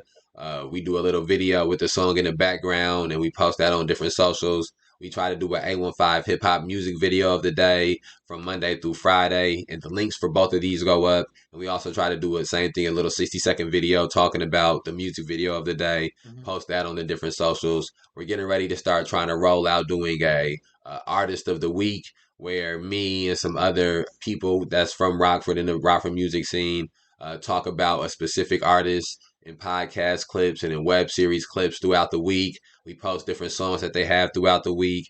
We try to have maybe an interview segment with the artist, that goes out throughout the Yeah, week. dude, that's dope. Want to Yeah, do like a mixtape of the week, so we pick a different mixtape that's been released from a different artist. And go dude. ahead. No, no, dude. That's what's up. Cause that's a lot, bro. Yeah, yeah, we want to we trying to slowly implement all these different things. We got the song of the day rolling now, got the music video of the day rolling now. So the next step is to get the artist of the week and the mixtape of the week rolling, and eventually we want to be able to do every 3 months put out a new list of the power rankings of the hip hop artists in the city and sort of base it off of which artists are putting out the most content, Hmm. which artists are getting the most engagement with different fans in the city. We want to put like a voting chart up where people can vote on which artists, throughout these 3 months, and just do that to sort of have a healthy competition that exists, have a healthy medium that exists, and to try to get more people paying attention to the talented artists that exist in the city. And I'm just gonna spitball this idea. Oh If it yeah, go sticks, ahead. you should definitely throw an event. Oh, okay? Like They got to do a bit. They got to Blazo got the Rock City Super Jam. Did Yeah, you yeah, see yeah, that? He yeah. got that. I'm looking forward to that a lot. Yeah, you're thinking about performing? No, no, I'm not performing. I'm not performing. Oh No, no, I'm not man, performing. Not. dude, if I'm. you are, bro, let me know. I would love to see it, I bro. appreciate that. Yeah, yeah, Soon, yeah, very, very soon, very soon. yeah. Cause Because I want to do something. I want to do put something together for this new project, the Rock for 2021. So soon, soon. yeah, yeah, bro. I thought it would have been dope. Yeah, like if you're doing the podcast, I thought that would be dope. Interviews and all that, yeah. Yeah, But you do something like a Blazo. But shout out Blazo for putting something out like that every yeah. Thursday for the I local think he's artists. doing a bigger one, like a big extended, the Rock City Super Jam. He got a bunch of different Yeah, lineups. He got the poster that just got put out. yeah, So yeah, I yeah, think it's supposed to be like a that one. I think that one gonna be a little bit bigger than the Thursday. The Thursday, yeah, the hidden gems he been doing yeah, every yeah, Thursday. I think that's been important too, though. yeah, I think yeah, it's real bro. Like, important for the culture to have those events. and not like for us like that go and watch it, but I mean for the artist, bro. Because imagine going on stage, bro. Especially Yeah, when you might feel like you might not have a big name, bro, but you got a stage where you can perform in front of yeah, some people, I agree. And that's how it starts. Is getting putting that into the forefront of the conscious is Thursday hidden gems, having the Rock City Super Jams, and eventually it becomes a staple in the culture, and more people go to it, and more people can trace back their beginnings from it. And so I think it's real important. But yeah, and that's what I was bringing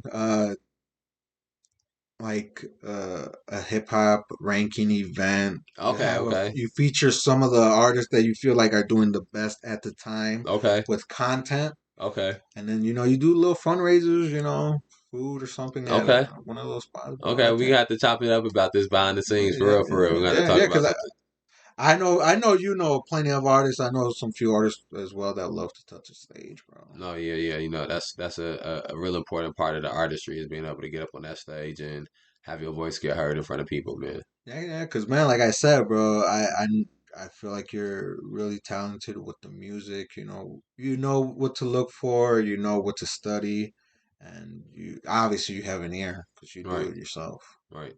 I appreciate that for real. That means a lot. Yeah, yeah, man. But yeah, yeah. I mean, I was just throwing that because, like I said, bro, the more events, the better, and it's not like you're copying off each other, bro. Just No, the platform, like you said, the platform, and it's the more the better. And I think that one of the things that happens with that is that it gives people more practice and people get better at performing and stuff like that. And it's real good for networking. People can network and meet different people and make different connections. And so get different producers with different artists and different engineers with different artists and, oh yeah, yeah, split touch fan bases and stuff. So I agree. yeah, man, and yeah, man, we'll definitely chop up more specifics, man. If you want to, bro. No, yeah, Obviously, man. I definitely see that you got a little bit of a vision there. So I think we can definitely talk about it. And I think that somebody was just asking me about this. And for us with the power rankings and that's why I always say us, like we wanted to be as inclusive as possible. When we first put together the idea, it wasn't just me, it was me and a couple different friends that I had. And even now, it's me and a couple different friends that bounce ideas off of each other about what to do things and when to do things. And I wanted to get to a point where, it's the power rankings is something that multiple different people, were involved in the podcast, involved in the web series, involved in the song of the month or the song of the week, song of the day type thing. Hmm. We wanted to be real inclusive of the whole culture and community in the city as a Yeah. whole.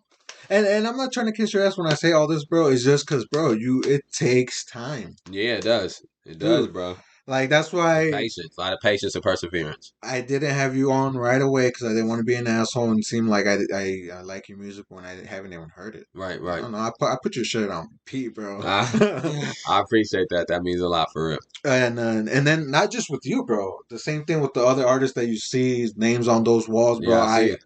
I'm not gonna shit you wrong. Not all of them I studied. Some of them I Right. haven't, and that's what made me learn. Like, yeah, study them, because a lot of them are really And you got a lot of talented. important names up here on this board, man. For real, for real. I think, and like I said, it's a lot of talent that is in the city. It's a lot of Mhm. talent that's in this area. A A lot, a lot of lot, hidden, a a lot. lot of hidden gems. Like Blazo and Vince say. I think that really is a true statement. And I think that as time passed, we'll look back and we'll think about that. This was a very important time for the culture in the city, and that I think it's gonna be the art scene here and all the different facets is gonna be something that the world pay attention to very soon. Yeah, and yeah, bro. Like I said, there's many people. There's plenty of people to go around, bro. Like I feel like I don't even have enough time for certain people, man. People hit me up to come on, but it's like I gotta study your music first, bro. And that could No, take me a week or two. no, yeah, and and you doing it the right way. You Well, know I what mean, I'm I saying? try. You know what I'm saying? At the No, same time, people gotta keep in mind this is not my only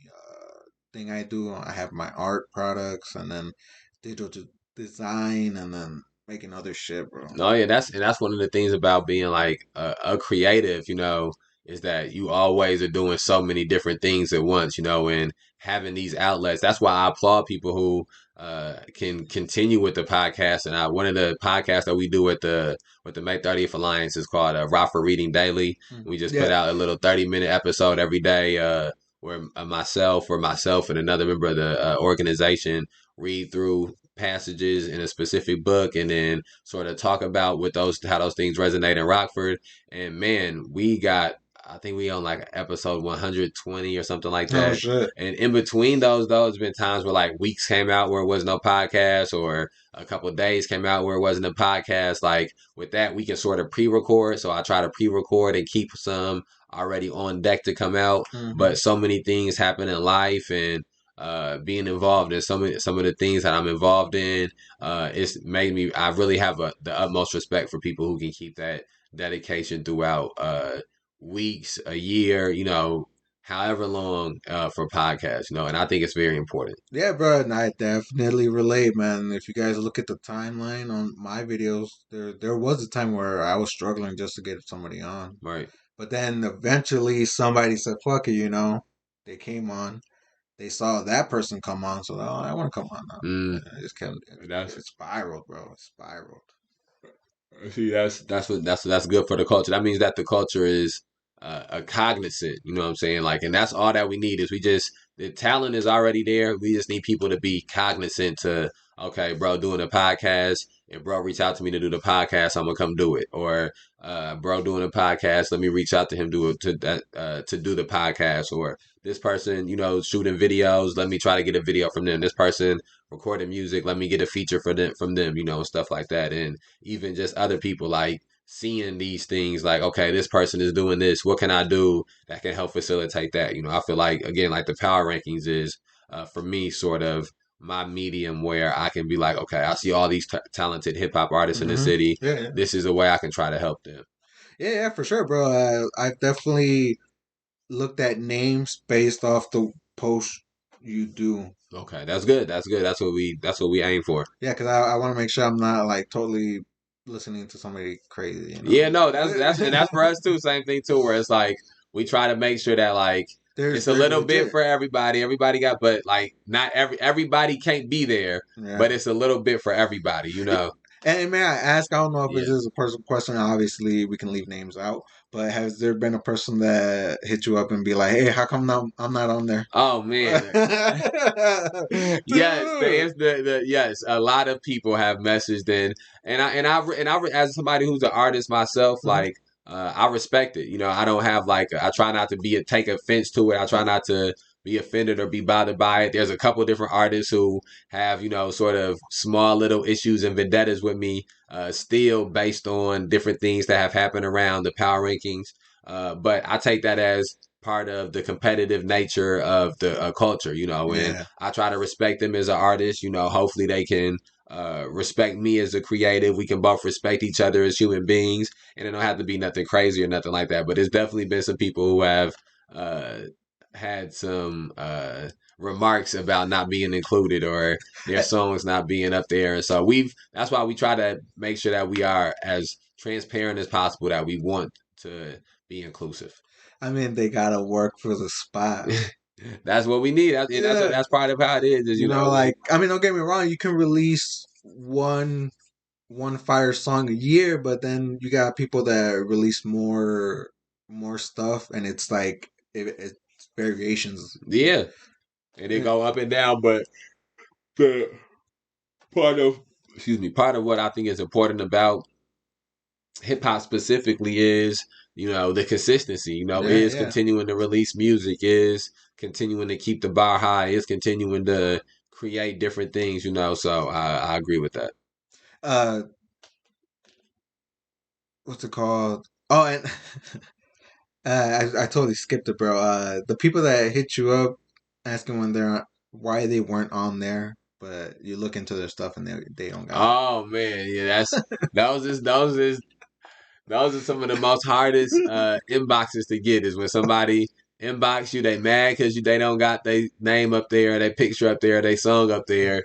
So you go to try to listen to the song, and you listen to the song, and sound like they recorded it on their phone, or it sound like they recorded it and it was a plane flying by or something like that, and or they Oh, offbeat or that shit uh, was back in yeah, 2012. or it was an old song from like 10 years ago or something like that. And but even in those situations, I think our main thing is still try to be respectful of the Yeah, person as an artist, respectful of them as a human being. yeah, and Uh, I'm not trying to make fun of no, no, nobody. me Yeah, neither, me yeah, neither. But that is a real situation, yeah, you know, yeah, yeah, like, and hopefully these people get better, you know, yeah. like, but when that does happen, that's when you just gotta be like, yeah, bro, I can't even put you on this. Like, the quality don't sound good enough. Like, and I think it's a disservice to these other artists who are putting in the time to get Yeah. better, quality sounding things. It don't gotta be perfect, you know, or like it's mastered by Kanye West, but people who taking the time to be, using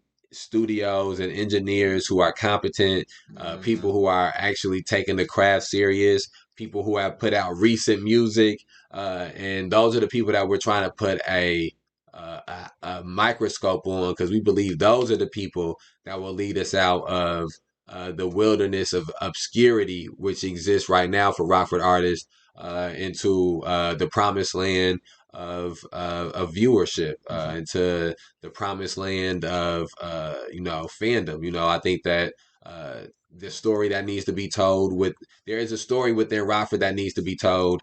And I think the artists that we need to tell it are already, you know, in the process of telling it, are making music here. Yeah, yeah, for sure, man. Uh, man, I lost my Yeah. train of thought, Oh no, it's all good, bro. but man, what did I want to say? Yeah, yeah. I didn't want. Yeah, I was definitely not trying to make fun of no artist, man. No, no, yeah, yeah, no, no, no, Yeah, no. Not making fun of none of the artists. Not making fun of none of the artists. Just yeah, cause I talking about real life situation, but it's a real life situation. I think it's a difference between, you know, like making a joke at somebody's expense and then talking about a awkward exchange, you know. And it is yeah. an awkward exchange when somebody sends a message and you go to click on the music and the music ain't good, or the music uh was recorded in a bathroom or Yeah. a bathtub or something like that. Yeah, but yeah, I still give them the listen at the end of the Yeah, day. yeah, yeah. Yeah, That's all you should add. And that's yeah, as an artist myself, I think that's all you are entitled to. Not yeah, even you're not really even entitled to a listen, yeah, but that's all you can ask for is for somebody to listen. And then once they listen, you give it to them, and they take it however they take it. If they love it, I love it. If they like it, I love it. If they hate it, I love it. You yeah. know, either way it goes. You know, so Yeah, yeah, dude, definitely respect, man. 'Cause like I said, man, it's hard. yeah, Yeah, actually, you know, like I said, this podcast was at the beginning was like well, it was a art, like a drawing, yeah. and a music podcast, but mainly so far it's been more music. Cause I don't know, man. There's like a lot of people making music Yeah, out here. it is, man. It A is. lot. That's why I think the power rankings is important because there is so many artists within the city that are talented too. You know, like you say, you know, I Yeah, and your platform's important because you put a real ranking. Me is based off my opinion. right, There's nobody in my ear telling me he's good. right, It's me right, saying I like his music. right, I want to give him a chance. right, It's not he has the most views. He doesn't have the most followers. right. I would rather listen to somebody that has than 10 songs, 5 followers, instead of somebody that has what 3 songs and 1,000 followers. That makes sense. That makes To sense. me, to Right, me, right. that's just my Now, thought what about it? process. Now, what about skill wise? What if the person with the three songs is better than the person with the uh, But see, if those 3 songs can h- hold me along, hold me on a long enough to listen yeah, until you drop something else, then I guess. But But you prefer to have a lot of songs. So that way You I can prefer you soak have in. more music you can do. You prefer to get to somebody. So are you like with TV shows? Do you prefer to watch a show that's already done so you can binge watch it, or do you like watching the show as it's coming out? See, that's hard because man, I could binge watch one thing in a day, bro. So I Right. like the I So like the you like to have the binge. You want to be yeah, up. You bro. want to when the first time you get introduced to something, you like to have multiple of them right there. So that way, if you like it, you can go through and experience multiple things from it. I mean that does sound good, but at the same time, bro, if it's really good show, I kind of want it little by little, so that way I don't eat it all. You know, because as you can see, I don't know, I eat everything right away. You know, so Okay. yeah, bro. I mean, I don't know if I'm making sense, No, but yeah, of course, yeah, 100%. You making sense. I think that because I sort of a little bit of both, like you said, a little bit of both. But I think that for me, the thing that's always most important is it good? If it's good, if it's riveting, if it's original, if it's creative, if it's transformative, it don't matter if you only got one of them. You know what I'm saying? Like it's been times where I hear a song and I love the song so much. I listen to the song 100 times in the first day that I got it. Like I'm listening to it yeah, over and right, over again, over and over again. Okay, let me try listening to something else halfway through the trying to listen to something else. No, let me go back and listen to that song over and over again, over and right. over again. And so, But yeah, yeah, I've done that plenty of times, yeah, bro. And once I get to the point where I dissected the whole song, that's when I move on. okay, And right, that means beat, how what I hear in the beat, mm-hmm, so every exact beat, the lyrics, every I may not remember it, but I dissected the lyrics in each section, right, and then anything else I can get out of it. And after that, right. I kind of bleed it dry, Right. you No, know. no, yeah, I'm like that too with And it. then With and some music that I really like, and even like TV shows or movies, anything that I really like in the field of entertainment and pop culture, I'm probably gonna bleed it dry when I get a hold of it. yeah. That's sort of how I digest things as well. Yeah, dude. And yeah, man. I don't know. We're at the hour and 32 minute Okay. now, man. I hope Okay. I'm not fucking dragging you along. Oh no, whenever you want to wrap it up, I'm with you, bro. Yeah, yeah. I definitely don't get Leslie here all the time, so I Right. definitely want to Right, take right. the opportunity. But I still want to talk to you afterwards, No, though. no, for sure, for sure. But I don't know. All right. So I don't know if you want to play music now a little bit. Yeah, let's go. We can Yeah. play something, All man. right. All Yeah, right. All right. definitely. All right. So this is what I call the jukebox hour, man, where we play some of the music from the artist guest himself, and then he Okay. dissects the songs I picked out for us. Okay, I like that. I Yeah. like that. That's good. All right, guys. So we're gonna kick it off with the first song.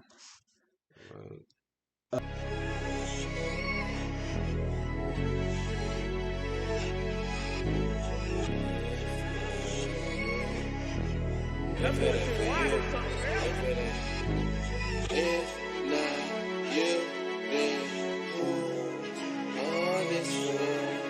If not you, then who on this world? It was sink or swim and I ain't giving to the current. Real ass nigga, my convictions came with courage. So many people locked up in the prisons ain't deserve it. I was scared, that's the reason I was missing at your service. Last night they got your killer, I'm conflicted by the murder. Being from where we from means living with these burdens. Forgiveness ain't encouraged, an eye for an eye. Everybody vision blurring, plus the police lynching lurking.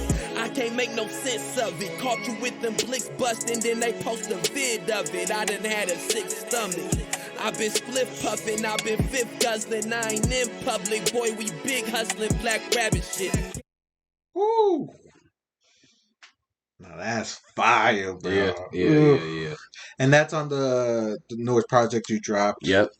First song. Dude. Like I said, man, not a big hip hop person, but shit like this I love. The beat right away got me, Yep. and then the lyrics you went in.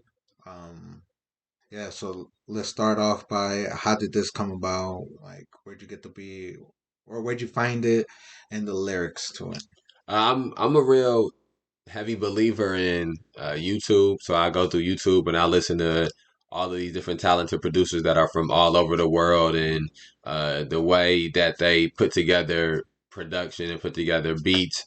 is amazing, and it keeps me inspired listening to him. And so I found this specific beat was produced by Ty Beats. I found him on YouTube, and I first time I heard the beat, it just painted an image in my head. Like I heard the sample in the background, and I could I just heard the flow of the sample. I couldn't make out what the sample was saying, but I could just hear the cadence. Hmm. The same thing as I listened to when I would listen to the beat where the verse is at.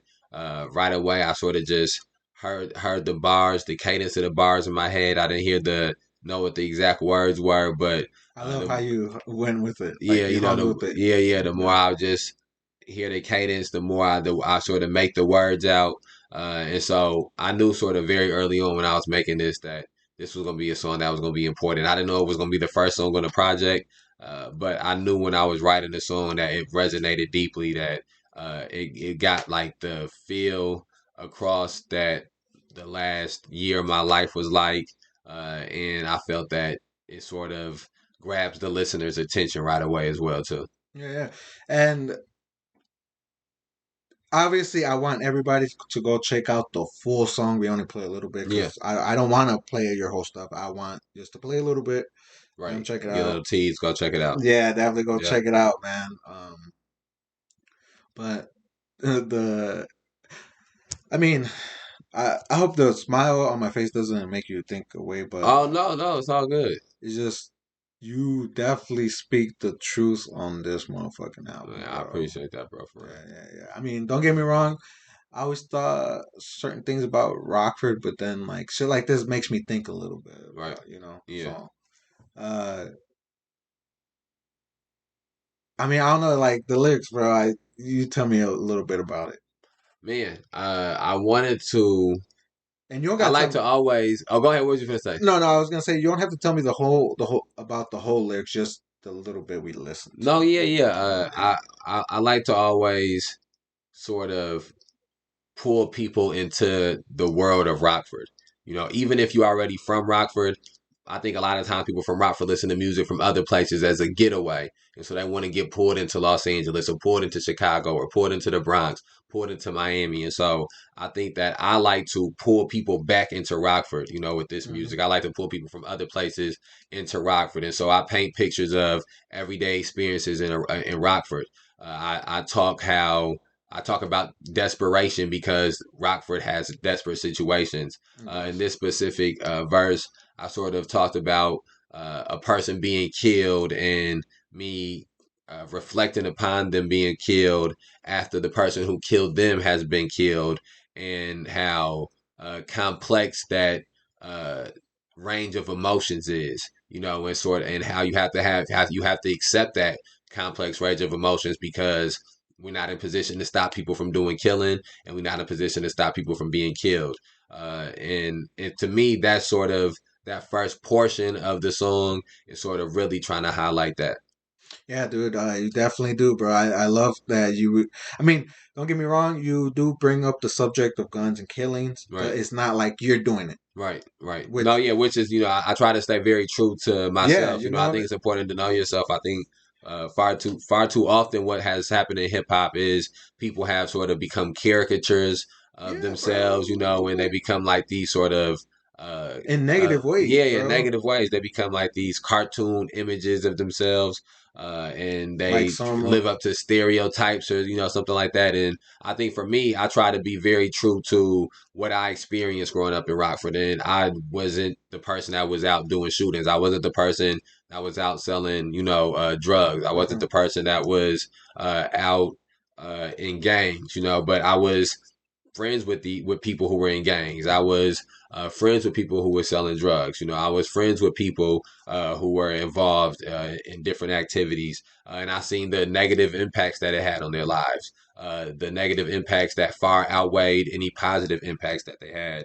And of course, you can't have proximity to some of those things without also not having enduring some of the negative ills of those things too. So I've dealt with the residual effects of being jumped, or being dealt with the residual effects of growing up being in fights, or the residual effects of being nervous about something gonna happen because of people, certain people that you friends with, or Mm. being outside of hospitals that the friends that you have been shot, you know. And so I try to tell that full perspective and that unique perspective from my mindset, or from my vantage point, where I'm not the person that's doing the shooting, but I understand why this person may be shooting, and I also know the person that he's shooting, and so I empathize with the person that's being killed and with the person that's doing the killing. Dude, I definitely respect people that hung around gangs but never folded. You know, Right. that's a Right. very because you know you people get made fun of, bro, and then Oh no, sometimes yeah. yeah, you know, it can always be. It's not always positive, bro. Sometimes Oh motherfuckers yeah, no, that's will. a lot of shit. A lot of shit comes with growing up out here. Yeah, man. But yeah, I want to get too far along. You go ahead. Yeah, we're gonna get into the next track, man. Okay, let's do it. Ever since the East State fall, now we mobbing it. East State first down there, about the times out on Alpine. East State, and I'm the first one to tell them about it. I was East State sticking out to me. I know they wanna take me out my glow, cause I've been keeping it a buck and I turn up in code of foe. And this here a tour they force, one day we gon' tour the globe. And no matter what we been through, continue enduring more. Ay, we was in the concrete jungle, dodging the pigs and snakes. You was piggybacking our privilege from daddy's piggy bank. Boy, I'm really deep in the field, dodging the prison gates. I don't compromise with racists and won't capitulate. Witness as we demonstrate, they know we the living proof. We play the same game, but not at the same difficulty. And you can't pay me off to let you slide principally. The last of a dying breed, dog, is different with me. It's a thin line and I keep going back and forth, dealing with the traumas of surviving as a black adult. In the city where them hollow tip bullets catapult, saying that you might go mics, it must be Rappaport. We done heard you rap before, all you do is cap and pour. Putting on the act, don't you know that that's an act of war? Say you Woo, Yeah, dude. yeah. I think that's probably the universal favorite song. I think that if that's the song most people would say is their favorite song, East State Street Essay. Oh, really? Yeah, I think that Okay. that's when I get feedback from people, when I talk to people, that's what I often hear back, is that they like East State Street. When I see the song that gets shared the most Yeah. on the platforms, you can sort of see the demographic, you can sort of see the statistics, Okay. Yeah. the Yeah. stats of where the songs get played a lot. And East State Street Essay is like the one of the main number ones up there, man. Okay. And then may I ask why East State Uh, NC? uh, the city hall is sort of is located on the corner of East State Street, Yeah. and so a lot of the lyrics for this mixtape I wrote and came up with walking around East State Street, and so and Oh, walking up and down East State Street. So oh yeah, that's shit. so that was sort of like, it was, I called the song East State Street Essay, but the whole project really is just an East State Street Essay, because I that was the street that I did the most of the writing on. Okay. Yeah. Dude, definitely dope, bro. You what is it about that song that you like? Was it the production? I know you said the production is the first thing that sticks out to you. Was it Yeah. the Yeah. Because I love, the first time I heard the beat, it was the same thing as the. It's interesting that you picked these two, because both of these beats, the first time I heard them, I knew automatically, like, I have to have a song with this beat. Like, I have to have a song with this. Well, I don't know, bro. It's beats like that, bro. Like, don't get me wrong. Like I said, trap like or hard rap, Yeah, it doesn't really catch my ear as much because that's basically everything. It's pretty much diluted as fuck to me at it this point. is, it is. But when you go for something similar like this, or more mellow or whatever, something different, right? Like Yeah, I feel like it's a unique beat. It is a yeah, yeah, unique beat. yeah. Well, I mean that's what I look for, more uniqueness, so that way I can see the difference. But you know, yeah, and then uh the way you flowed with it really helped the beat as well, in my opinion. Yeah, that's one of the things that, like I was saying before, I sort of hear the cadence in my head a lot of times before I hear the words. Hmm. So I may have a certain thing I want to talk about. I may have a certain emotion that I want to get across. But that all comes out in the lyrics later on. The thing that I always get first is I put the beat on and I sort of hear like a humming, like a like how would I like I sort of hear like somebody. I don't hear the full word. I just hear them sort of something something something something something something something something. And so both of those beats were like the moment that I put them on, I could just hear the flow in my head. I could hear and I think those are both real unique flows as well too. And how long does that take you, man? If you don't mind me asking. No, no, no, not at all. I think that a lot of times it sort of depends on what type of mind state I'm in. It depends on what type of creative space I'm in. But usually I'll listen to a beat and I'll get that cadence in my head, and then I'll get some words that'll come, and then I'll go leave the beat, go to a different beat, not write it down, nothing. And then I'll go back to that same beat maybe a day later, 2 days later. And if I can get the same cadence again, if I can come up with those same words, I remember the same bars again, then I know that it was a good song, and I know that it's worth remembering, it's worth keeping. And then from that point, I'll get my phone out and I'll start writing down the verses and writing down the lyrics. And usually I'll write one verse and one hook. I'll go record the one verse and the one hook. I'll get the rough draft of the one verse and the one hook, and then I'll add another verse based on how I feel after listening to that one verse and one hook. And then I'll add ad libs, or then I'll readjust a bar here or a verse there, and then go back and we'll master the total song. And then that's usually done in the midst of a project being put together. And so that's sort of my cycle of how I create music. Dude, and yeah, and correct me, like, it doesn't, you don't like, it takes you time. Yeah, yeah, it takes me, and it's a different variation each time. Like some of those songs, like I gave that sort of rundown, and sometimes that might be a 2 week or 3 week process. Usually I'm very heavy on writing, so I'll write in bulk. So I may write for like 2 or 3 months. Yeah. Yeah, without recording it all. And then after maybe the third month, I'll go and I'll start recording. Then I'll record maybe heavy for like 2 or 3 months or 3 or 4 months. And then within there, I'll do a little bit of writing that's more centered towards the stuff I'm recording. And so a song will take the song that I wrote in January, the first week of January. By the time we get to the last week of July, it's transformed multiple different times and had different iterations. Okay. And so that's sort of how it works for me. Yeah, no, I'm not surprised, bro. Now, bro, because after like interviewing quite a bit of people, bro, there's people that have held on to some of their music and marinated in it like for years Yeah, at least, yeah. bro. So I would not be surprised if you told me you're holding on, or you let your music marinate for like a couple years at least. No, there's different on each project that I have songs that have been created for different times. On this specific project, the song "Hearing Colors" featuring Ace Bezel was Definitely fire.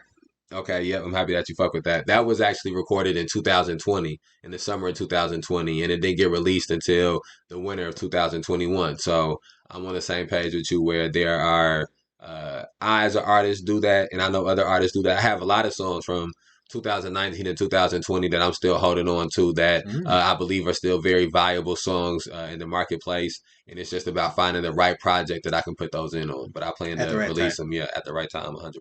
Yeah, no, I feel you, man. There's times where I'll do a sketch. It doesn't work out right now. I'll probably put it aside, and then when I'm better, come right back to it. Yeah, that makes sense. I'm very similar to that. I used to like I was never really good at drawing, but that was an outlet I tried to use. And when I did use it, I used it similar to how I use writing, where I do a little bit, come back to it later, and I get a specific feeling in this when I do this specific drawing, or when I have a specific feeling, I do this specific drawing and to use it. So I understand that feeling. Yeah, for sure, man. All right, we're gonna wrap it up almost with the third song, if you don't mind. No, yeah, let's do it. All right,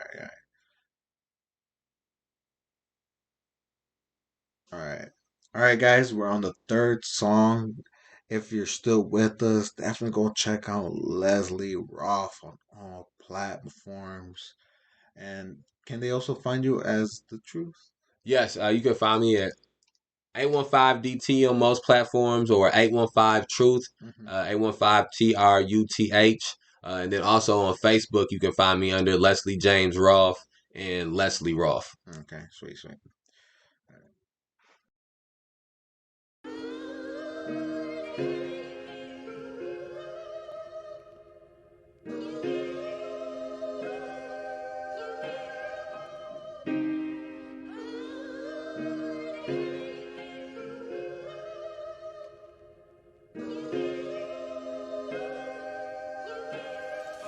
Trying to get up out the hood, he was posted on the block. When they caught his ass, they gave him more time than Chauvin got. Welcome to America, so I ain't never told a cop nothing about these drug crimes. They don't want the dope to stop. They get overtime when them crime rates rise. Shackles on my people when they buying great minds. Right now my city blind, gaining sight take time. The price of freedom, life, I may even pay mine. So I can't do no song with no basic ass rapping. Like I can't take no pictures with no racist. Woo-hoo. Dude, I mean, I really fuck with this one, man. Okay. Yeah, one of my favorites, man. Yeah.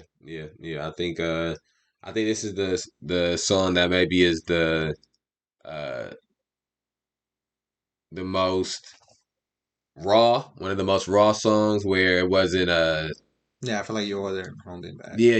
It was a very much straight to the point type of song. It was very much more in your face type song. I think that it anger, emotion, sort of more. For a lot of me, a lot of times when I create music, I like to sort of have songs that might not necessarily be about a specific topic or a specific concept, but they feel like a specific emotion. And so for me, was like a emotion. It feels like anger. It feels like a frustration, indignation, and also I think I feel like listen to this song, and if you don't know what a sundown town is, it makes you look into wondering what a sundown town is. When I recorded it with my friend that's the engineer, he said he had looked it up after I recorded it, and like he knew about it, but he just hadn't really like consciously thought about it in a long time. And for me, I'm a big into TV shows and movies and stuff like that. And Okay. so in TV shows and movies, the concept of sundown towns or towns that black people couldn't be in once it became to be nighttime was something that was very relevant. I think the most recent thing I seen utilizing uh, this real historical precedence that was set for a TV show was it's entitled man, it was on HBO. Now I can't believe I'm blanking on it. Lovecraft Country on HBO, and they implemented this sundown town historical precedent in an episode. And the show is a very big show in black culture and a very big show in entertainment culture in general. But watching that show and watching that specific episode made me want to make a song that was about that felt like how I felt in that episode. And so Sundown Town ended up being that one for me, I think. Okay, yeah, dude. Yeah, like I fuck with it because you definitely didn't sugarcoat. No, yeah. I think that for me, I think that's one of my strong suits is that I can be very witty and I can also be very metaphorical and symbolic in creating music and how I talk about something. But I also can be very straightforward and to the point and brash. And I think that good hip hop music is sometimes the balance between both of those things, or one of those things this time and a different one of those things another time. Yeah, and the beat definitely enhanced the. Oh yeah, it's a great beat. It's a great production. It's a great production. The keys in the background are very eerie like. The percussion in it is very suspenseful and it's clean and sharp but still dirty at the same time. And the loop of the sample is very reminiscent of old school hip hop as well, that boom bap type feel. Yeah, I see it now, man, and I'm not trying to be dramatic or anything, but I definitely would listen to the song a lot, man. This one definitely brought tears to my eyes. Man, I appreciate that for real, Yeah. bro. I mean, but that's because like I said, I dissect songs after listening to some. Yeah. So I dissected the lyrics, bro. When you were saying them, I was like, oh shit. No, yeah, that's sort of like I said. My main thing is that's what I grew up experiencing in hip hop music is that deep connection, is uh, that emotional response to music. You know that sort of this person who you've never met before can put together these words that resonate with you as if you've known this person for your whole life. Mm-hmm. And so that's one of the things that I aim for is, a lot of times I listen back to music and I sort of have like this saying I have to myself is on the last studio session is uh if when I listen to the song it don't make me cry, then it can't make the tape. You know what I'm Yeah, saying? yeah, Like yeah, yeah. I need to be able to push play on the song and be able to feel it so deeply to the point where it's like, okay, this can evoke a physical emotion out of me. Mm-hmm. Then this can Yeah, evoke a physical emotion out of other people. This is the type of song that I want to be putting out. yeah, for sure. I'm not really a big party person or club person or Same here, bro. anything like that. I had a time where I was into that more, Mm-hmm. Yeah, and yeah. so if somebody play my song in the party, play my song in the club, play my song in the car, and everybody turning up or something like that, I like the idea that, it's not Mm-hmm. something I'm opposed against, but I much rather have the person that, is, by themselves uh, going through something deep and personal and listening to the song in their headphones by themselves, digesting it, or the person that's in the car riding along by themselves, digesting the music and having sort of that one-on-one relationship with the listener. Oh yeah, yeah. I'd definitely be bumping your shit in the car, bro. But low key, I'm not gonna lie to you. I'd be not too loud because I don't want cops pulling me over. Nah, that's smart. That's smart. That's smart. But yeah, bro, I definitely love that shit, man. I know. Yeah. Yeah. Let's see where we're at, man, because we're pretty far along now. Oh We're yeah. like, so yeah, we're about that almost 2 hour mark. Okay, So bet. Leslie, man, thank you so much for coming. Ooh, got a little. Nothing too serious, bro. I just had some time. I drew you. I drew some. Okay. Okay. I like this. This cool as hell. Yeah, yeah. Don't show the camera, please. Okay. Yeah, No, no. I won't. I won't. I won't. yeah. It's just for us to see. But yeah, man. Thank you so much for coming. If you feel like I didn't do you justice, man, I apologize. You. No, you did. I did. I appreciate it, man. I really, like I said before, at the very beginning, is I'm a fan of the podcast. Yeah, I'm thank a you, man. fan of the things that you've been doing.